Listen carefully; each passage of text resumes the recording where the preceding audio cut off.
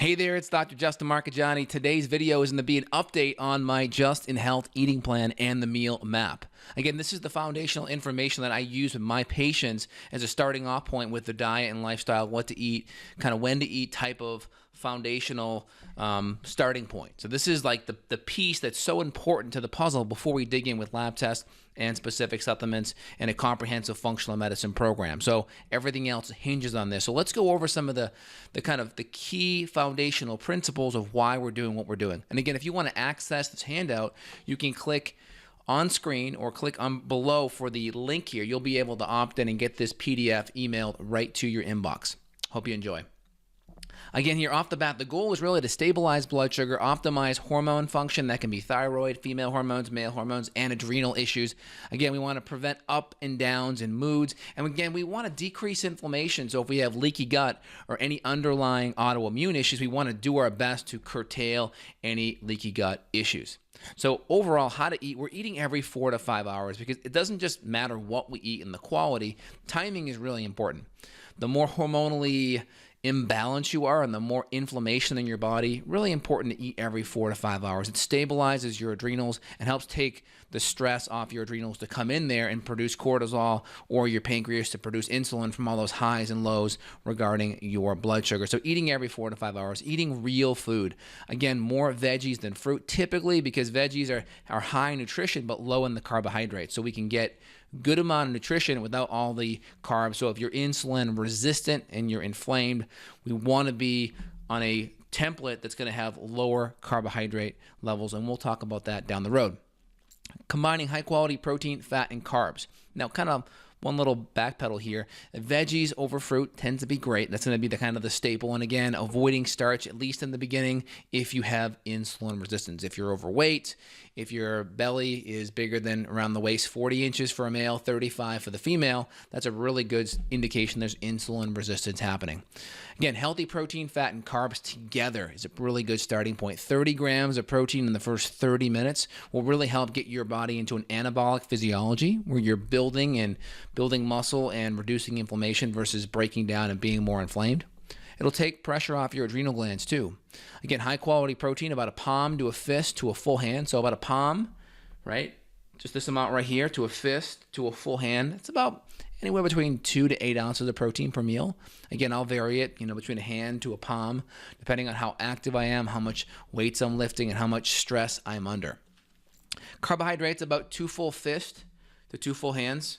Generally speaking, typically half to 3/4 veggies. And again, starch and fruit has to be earned. You have to either be insulin sensitive or be at a healthy weight and have a decent activity level that will require that additional bit of carbohydrate. We want to customize that template according to the patient's needs though. I tend to be, default is lower carbohydrate, higher fat, moderate proteins, a good starting place for me, and then I customize according to activity, stress, hormones, and overall health, and if there's any autoimmunity too. Again, dialing in your carbs. Again, if you want to access our nutrient and carb counter, you can click here to get access to that great link there too. And again, carbohydrates, about 50 grams if you're insulin resistant. My general average is about 50 to 100, and you customize it according to stress and activity. Less active, closer to 50, more active, closer to 100. And again, there's exceptions to every rule. So people will write below and say, well, that's not what I feel best on. That's fine. Again, these are the patients that I'm typically seeing. And again, when I work with someone one-on-one, we customize it according to their specific needs. But this is a good general template though.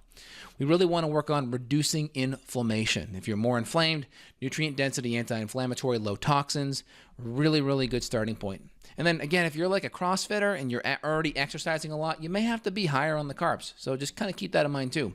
Minimizing stimulants, coffee, tea, trying to make sure that's as organic as possible because coffee has a very high pesticide residue and it can be harder on the adrenal gland. So if we do it maybe 1 to 2 cups, maybe we put a high quality fat in there. We do it after our breakfast so it doesn't throw our body into a sympathetic state and knock out our appetite. And the fat will help time release the caffeine so you get a nice little magic carpet caffeine ride, if you will. And again, high quality sea salt. The more adrenally fatigued you are, the more adrenal dysfunction, that's the technical term, Again, your adrenals are going to have less aldosterone, so it's going to be harder for you to hold on to your minerals, so you're more apt to pee them out. So what's the better alternative is to make sure we add extra minerals in, half a teaspoon twice a day, and add it into your foods liberally throughout the day as well. Plenty of clean water, half your body weight's a pretty good estimate. And again, click here for some links for my excellent water filters that I use personally. And again, water is going to have a whole bunch of other junk in it if it's not filtered. It could be pharmaceutical drugs, it could be fluoride, it could be chlorine, it could be other chemicals. So really make sure you have a good quality filter, and you can check out my recommendations by clicking there. What to eat? Well, high quality omega-3 fatty acid, whether it's fish or high quality nuts if tolerated, high quality saturated and mono unsaturated fats. So your mono unsaturated fats will typically be avocado and olive oil, and your saturated fats will be coconut oil as well as other types of high quality animal fats, whether it's ghee, whether it's lard or tallow, etc. And again, we want to avoid the refined vegetable oils like the soy, the canola, the safflower. Those types of things are more rancid and are sensitive to higher heat. So keep those out of your diet. Healthy carbohydrates. Again, like we mentioned before, we dial in our carbs. Mostly half to 3/4 are veggies, and the rest can be dialed in according to health and insulin resistance and just overall metabolism. Healthy proteins as well. And again, organic and free range are always best. Locals even better. And again, across the gamut, meat, fish, chicken, beef, eggs, lamb, venison, pork, all great sources. I'm going to give you a full list in the meal map on page 3. Typically, we start off with a paleo template with any patient. So if you're finding this video via the web, a paleo template's a great starting point. Okay, these are just eating foods that we've had more time to adapt to and evolve to, so they're going to be less inflammatory, and they're going to have all of the nutrient density and the low toxicity like we mentioned before. And again, an autoimmune template may need to be added. Again, we have the word template, not diet, because template gives us the flexibility to adjust the macronutrients, the proteins, the fats, and the carbs, and to adjust them up or down according to our activity levels and our metabolism. And with an autoimmune template, we're cutting out nuts, seeds, nightshades, and eggs. Where a paleo template, we're just cutting out grains, legumes, and dairy. So the autoimmune's kind of one level up: nuts, seeds, nightshades, eggs, and the nightshades are tomatoes, potatoes, eggplants, and peppers, TPEP for short. So you can kind of get an idea with the autoimmune template how important that is, especially if you have chronic health illnesses. And we may even have to pull out FODMAPs, which are fermentable oligodisaccharides, mono, and polyols, which are these fermentable carbohydrates in even healthy vegetables that for some people with a lot of dysbiosis and bacterial issues, they may be feeding bacteria that are in the wrong place of the gut and creating a lot of either constipation or diarrhea or IBS type of symptoms. So we may have to pull those out for a time period to let the body heal. But again, I typically customize these things with my patients. We may cut out FODMAPs, specific carbohydrate type of diet, where we look at cutting out phenols and salicylates. We may even look at kind of a GAPS type of approach, or even a low histamine. So there's a lot of customization here. What you're seeing is kind of just our good general foundational starting point, and everything else is customized for the patient after that. So again, being diligent, we like to have people on the autoimmune template for at least 4 weeks.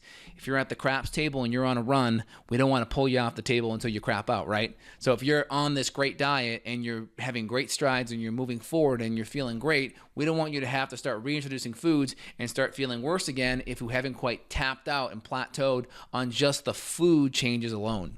Food can make a huge difference.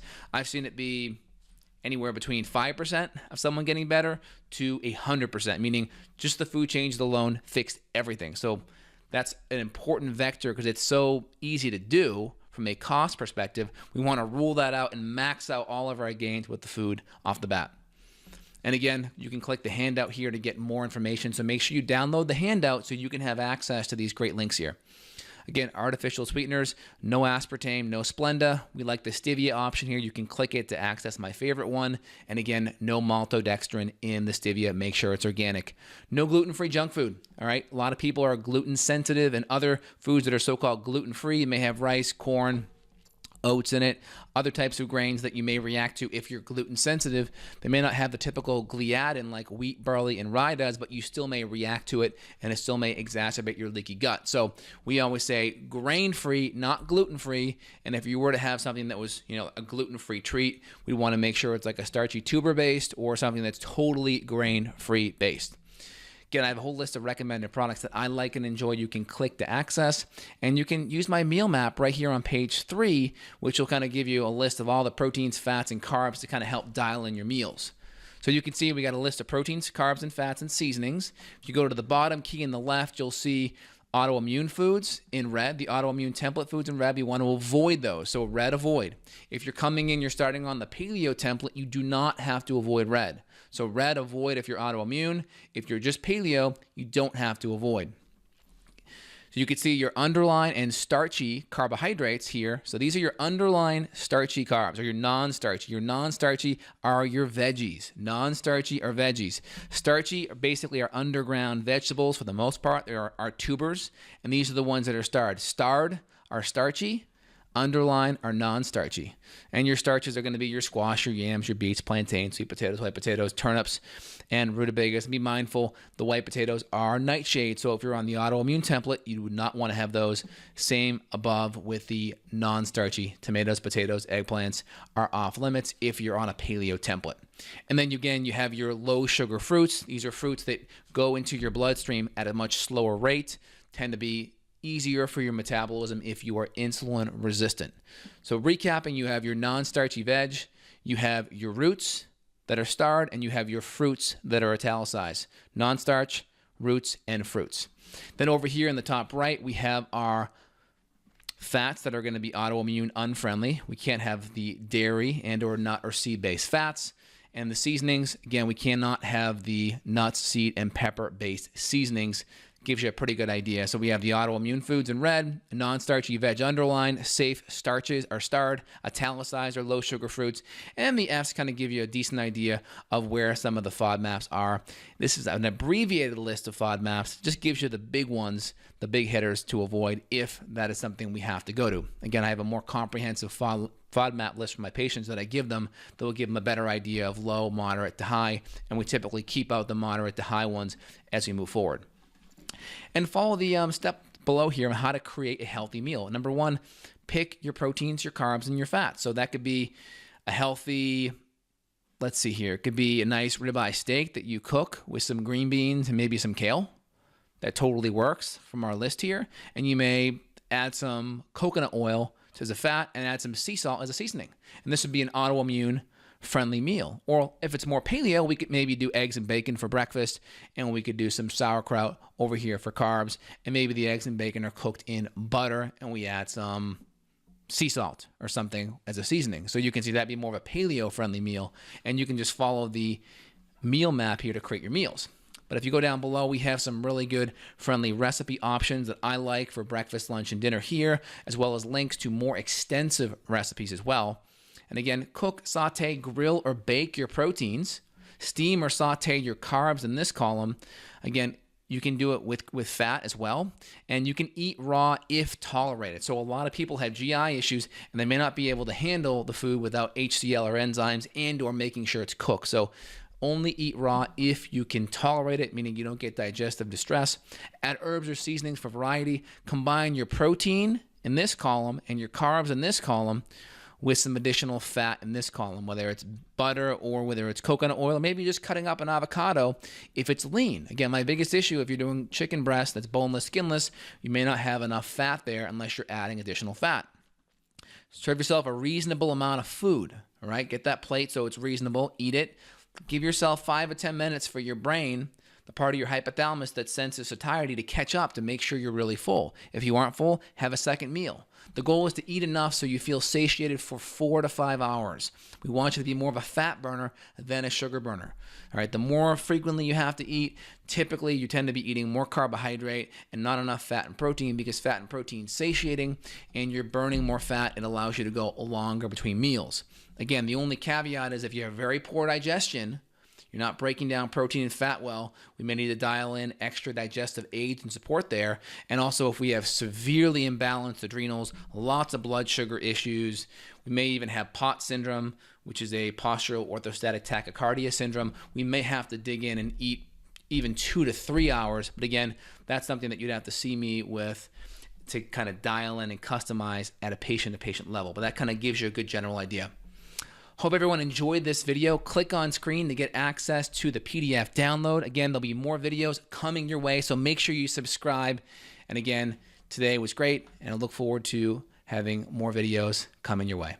Thanks a lot. This is Dr. J signing off. Take care.